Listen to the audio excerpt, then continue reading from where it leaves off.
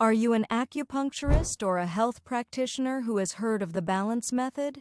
You might be wondering what this method is and what it actually entails. And you are quite right, because the balance method is gaining international popularity.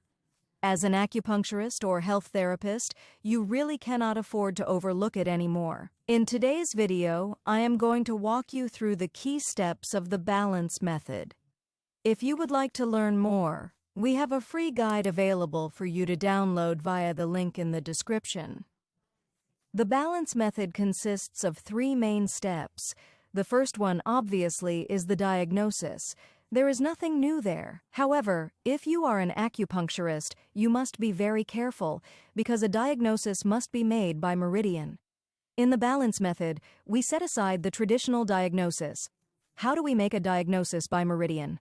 There are several ways to do it. The most straightforward way is to use the Meridian pathways. We will therefore identify where the problem is located, the pain, the discomfort, the edema, the sensation of heat, the sensation of cold, and we will simply diagnose the meridian or meridians that are located along that specific path. Another way to use the meridian diagnosis is to call upon the functions of the meridian, or to call upon its 5-element properties. These are methods that are a little more advanced, which will be addressed at other times in our videos. The second part, once the meridian or meridians have been identified, is to perform the balancing. The balance is what makes the balance method different from many other ways of practicing acupuncture. Balancing means that we will choose a balancing meridian, a meridian that will treat the meridian identified with a problem.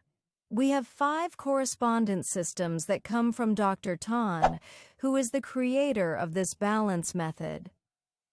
Dr. Tan presented and organized them so that we can quickly know when a meridian is sick. All the possibilities for balancing this meridian.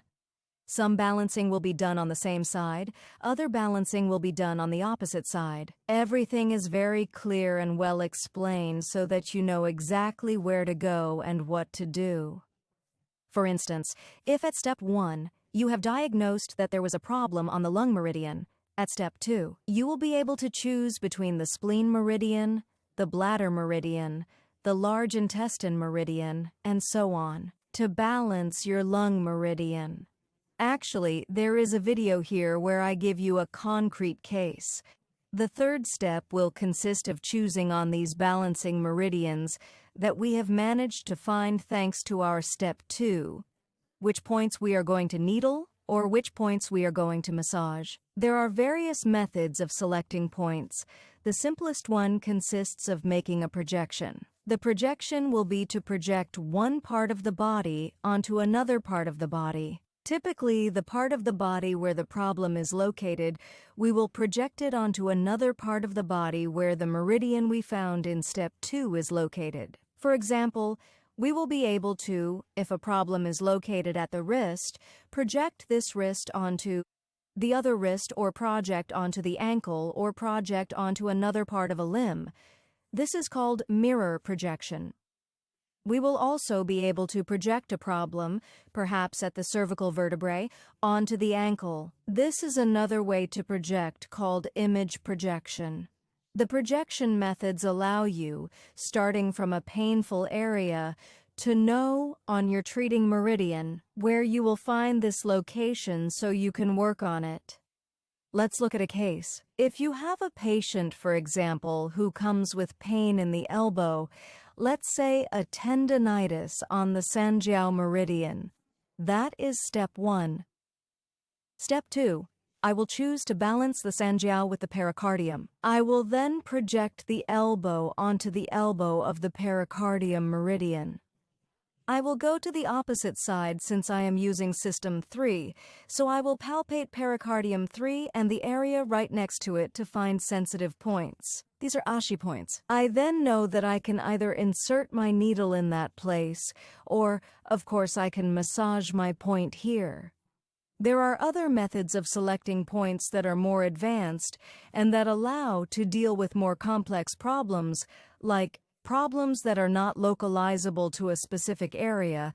For example, all emotional problems, hypertension, diabetes, and so on, which manifest themselves in all parts of the body and are therefore difficult to project onto a precise location. All these methods are also covered in videos that discuss more advanced problems. In summary, what's important to remember is that the balance method is a method, as its name implies. The person who created it is called Dr. Richard Tefutan, who passed away, but who gave the opportunity to extremely well-trained people of his choice to be able to continue the transmission of his life's work. To remember, the three important steps of this method are diagnosis, balancing, and the choice of points. The originality of this method is the second step, that of balancing, since this method allows you to find a treating meridian, unlike many methods that make you go directly from a symptom to a choice of point without going through a balance solution. The major benefit of the balance method is that you always know exactly what to do. We have a logical reasoning that leads us to results that are reproducible. The balance method holds an advantage over many other acupuncture styles because you do not need to memorize anything at all. Once you have understood the reasoning, you just have to apply it, and you are never lost. It is something that helped me enormously in my daily practice. If you would like to learn more and achieve your own immediate results, we have a self-paced training called Acu Intro that lasts just a few hours. All the information is in the description. If you liked this video, do not hesitate to like, subscribe, and follow us on social media. See you soon for more exciting content on the balance method.